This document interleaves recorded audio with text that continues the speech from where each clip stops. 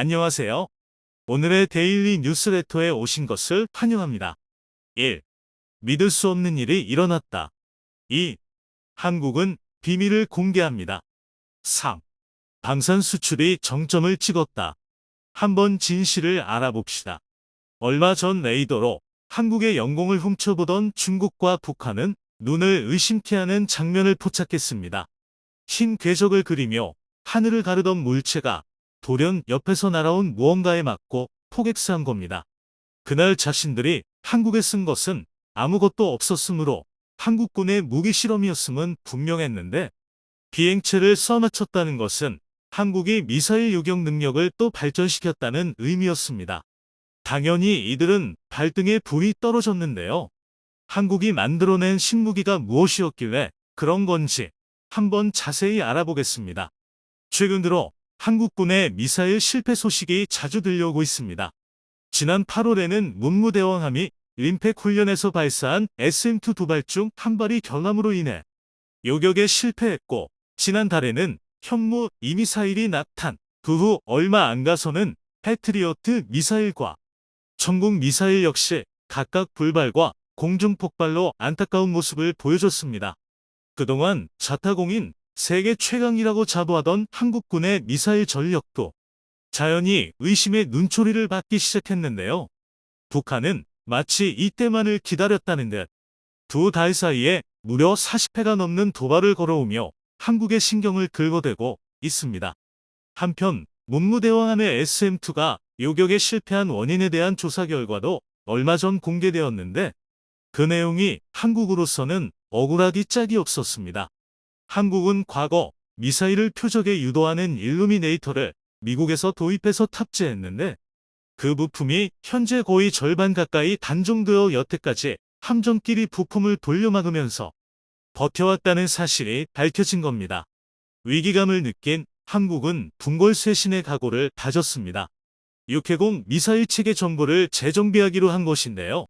이런 문제가 터졌을 때 늘 그랬듯이 핵심은 국산화였습니다. 그 첫 행보는 한국형 사드 L3의 요격 실험을 최초로 성공시킨 것이었습니다. 지난 2월 비행 시험에 이어 요격 실험까지 성공한 L3은 이제 사실상 양산 수순만을 남겨두게 되었는데요. 무사히 양산 배치되면 현재 40에서 150km 고도의 미사일을 유격하는 역할을 맡고 있는 사드의 역할을 대신해 줄 수 있을 것으로 예상됩니다.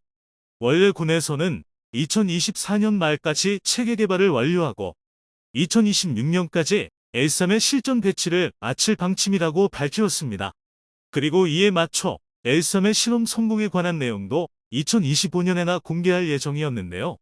전쟁으로 국제 정세가 요동치고 북한의 도발이 계속 이어지는 상황이 되자 이례적으로 스케줄을 앞당겨 실험의 성과를 조기 공개하기로 했다고 합니다. 이러한 결정의 배경에는 이웃 국가들의 국방력을 과시하려는 목적뿐만 아니라 반복되는 사고로 바닥에 떨어진 국민들의 신뢰를 되찾기 위함도 있었죠. 국방부의 미사일 체계 재정비는 여기서 끝나지 않습니다. 얼마 전 국회는 SM-3 미사일 구매를 위한 긴급 예산 100억 원을 신규 편성했는데요. 갑작스러운 결정이라 많은 사람들이 적잖이 당황한 소식이었습니다. 물론 최근 진수식을 거행한 정조대왕급 구축함에 SM-3 탑재가 가능한 수직 발사 체계가 탑재되었던 만큼 언젠가 SM-3를 한국이 도입할 것은 확실했습니다. 다만 중국이 반발할 가능성, 일본 기술이 포함된 점, 효용성 문제 등이 대두되어 2013년부터 장장 9년에 걸쳐 논쟁만 거듭하던 상태라서 슬슬 모두가 지쳐가던 차였죠. 이런 지리멸렬한 논쟁이 마침내 결실을 맺었다는 데에서 오히려 당황스럽다는 반응이 나왔습니다. 한국이 SM-3 도입을 공식화한 것으로 마침내 한국형 방공 미사일 방어 체계 캔드가 완성되었기 때문에 더욱 그랬습니다. 캔드는 한국이 MD로 불리는 미국 방공 체계에 가입하는 것을 거부하고 대신 직접 구축한 방공 체계를 일컫습니다.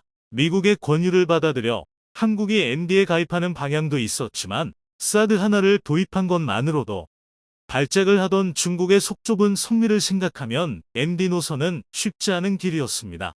하지만 그 성능만큼은 구축할 가치가 있었는데요.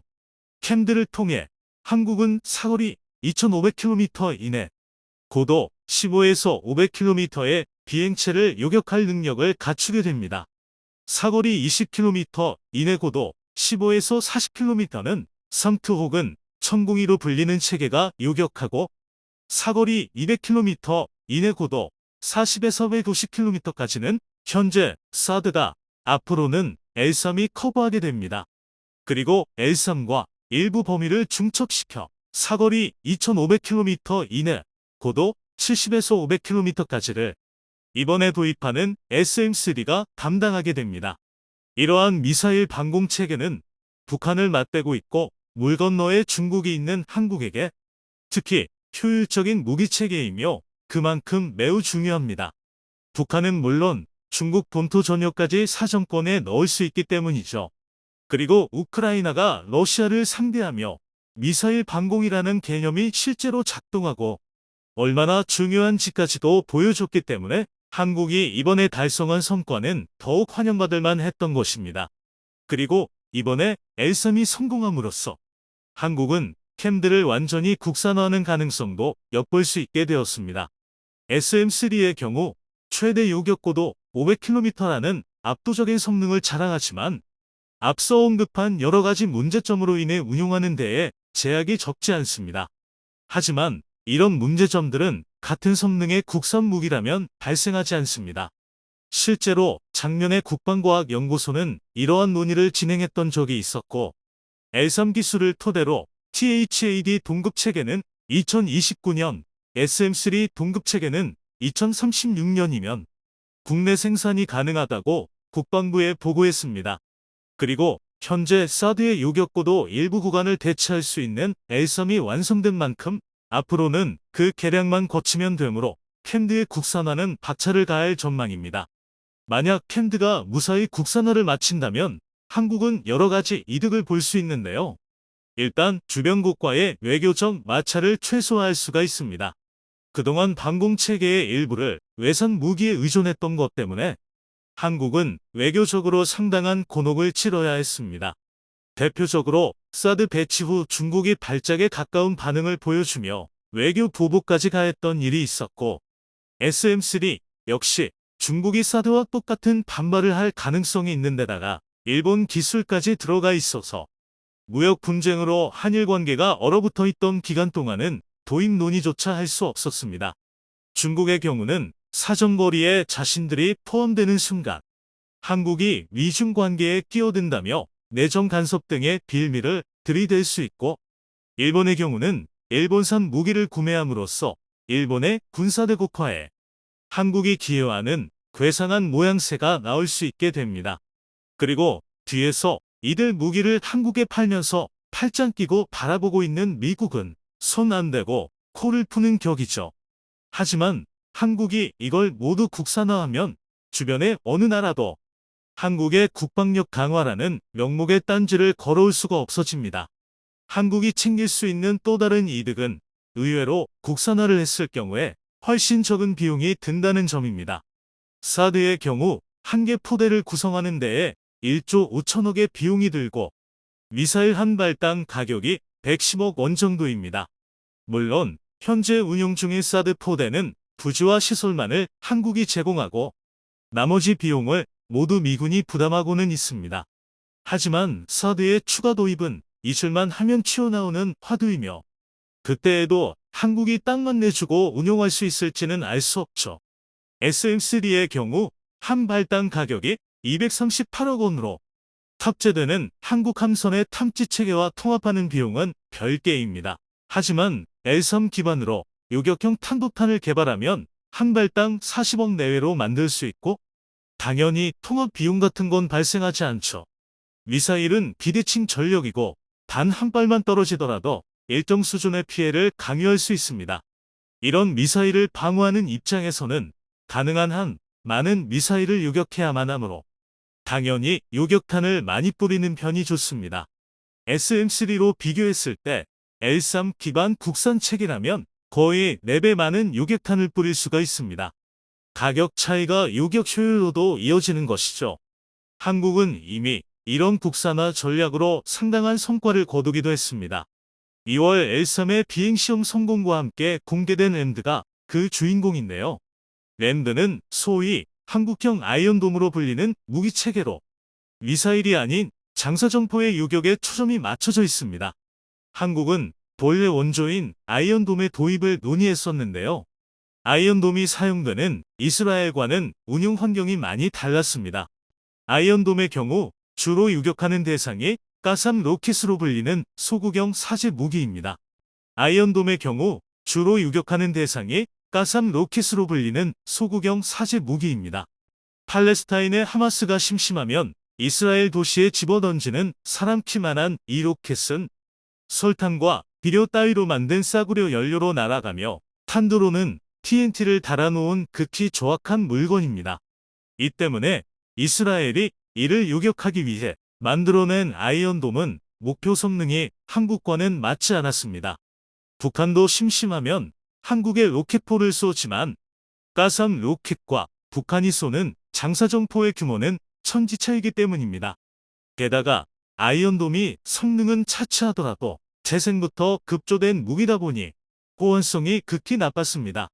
미군조차 육군 방공망에 아이언돔을 통합하는데 엄청나게 고생을 했고 미군 외에는 아이언돔이 수출된 사례도 없었습니다.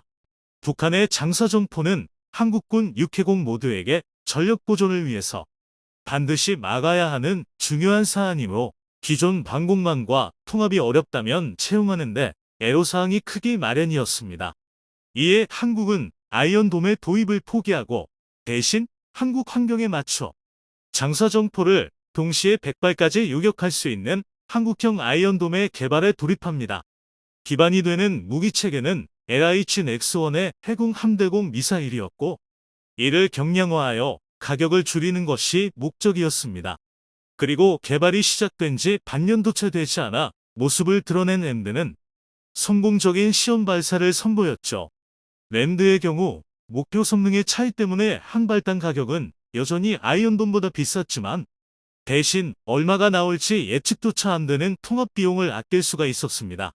이처럼 한국은 특기가 무기 국산화라고 해도 좋을 만큼 세계 방산 시장에서도 보기 드문 성과를 보여주고 있는데요. 이번에 도전하는 사드와 SM3의 국산화도 큰 기대를 받고 있습니다. 머지않은 미래의 캔들을 비롯한 미사일 체계를 성공적으로 국산화해 낙탄과 불발의 불명예를 싣고 자주 국방의 실현에 더 다가가는 모습을 볼 수 있으면 좋겠습니다. 최근 노르웨이가 한국의 뒤통수를 치려는 움직임을 보이고 있습니다.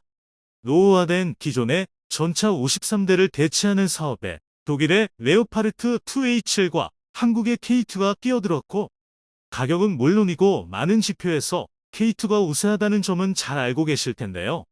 내심 독일의 편을 들어주고 있던 노르웨이 정부가 사업이 한국에 너무 우세하게 돌아가자 아예 판을 엎으려고 한다는 것입니다. K9은 좋다고 사갓에 잘 쓰고 있으면서 K2는 유난히도 간을 본다 싶더라니 이런 배경이 있었던 것인데요. 정작 한국은 이제 와서 노르웨이가 딴 맘을 먹어도 별로 손해볼 것이 없어졌습니다. 도리어 노르웨이 내부에서 지금이라도 K2를 사오라고 정부를 압박하고 있다고 하는데요. 노르웨이의 전차 사업이 어떻게 진행되고 있는 것인지 함께 알아보겠습니다. 현재 노르웨이 육군은 구형 레오파르트 2A사 전차를 대체하는 피구 360 사업을 추진하고 있습니다. 193억 크로네, 하나로 약 2조 6천억 원가량의 예산을 투입해 신형 전차 50여 대를 현지 면허 생산하는 것이 뼈대죠.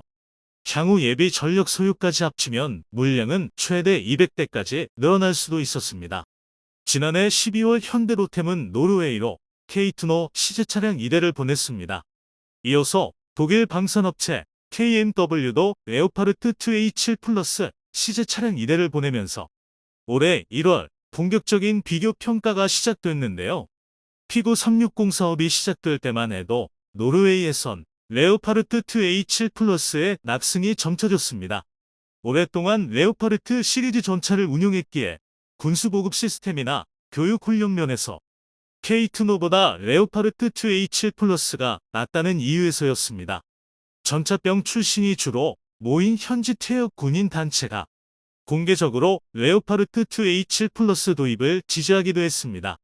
이런 분위기에서 K2N0는 본격적인 평가 전부터 레오파르트 2A7 플러스 전차 가격을 낮추기 위한 들러리라는 소리를 듣기까지 했죠. 그러나 막상 현지 평가가 시작되자 노르웨이 여론이 달라지기 시작했습니다. K2모 전차가 기대 이상 성능을 보여주면서 레오파르트 2A7 플러스를 압도한 것입니다. K2모 전차가 소구력을 발휘한 주된 원인은 바로 노르웨이의 자연 환경.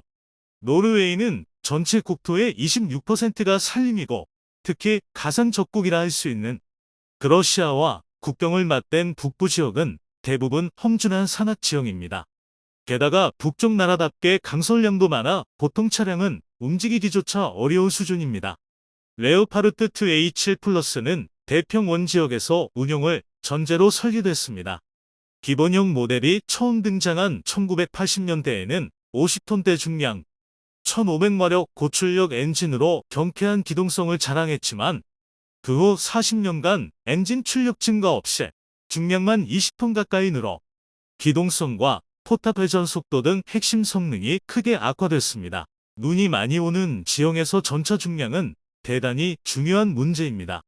하중이 무거워질수록 접지압이 증가해 설원지대에서 기동성이 떨어지기 때문이죠.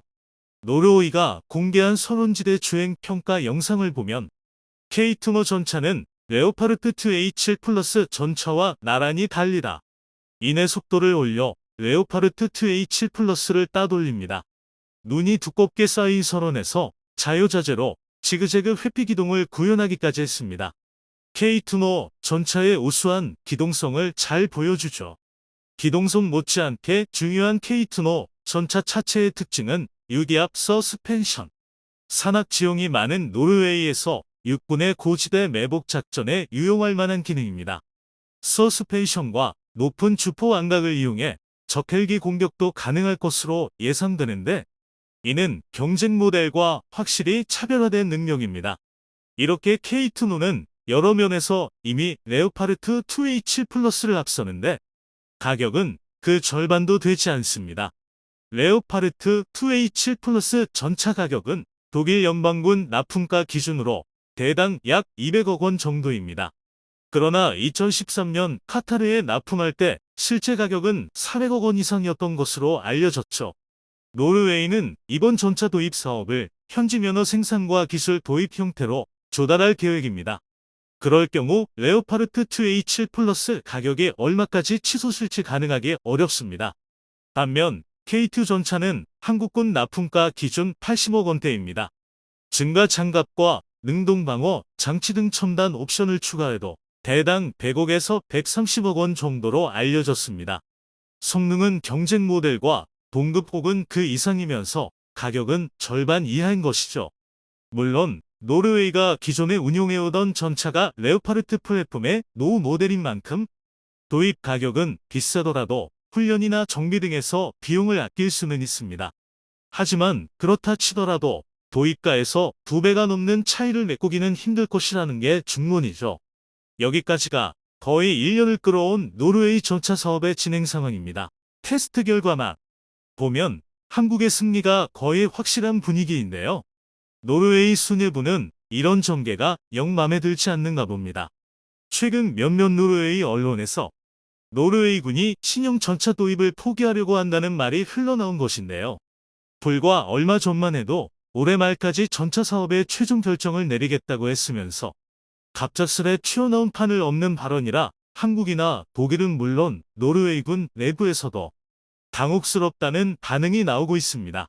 아직까지 전차 사업을 실제로 포기한다는 보도는 나오지 않은 것으로 미루어 보아 최종 결정의 직전에 마지막으로 한번 간을 보겠다는 행보로 해석되는데요.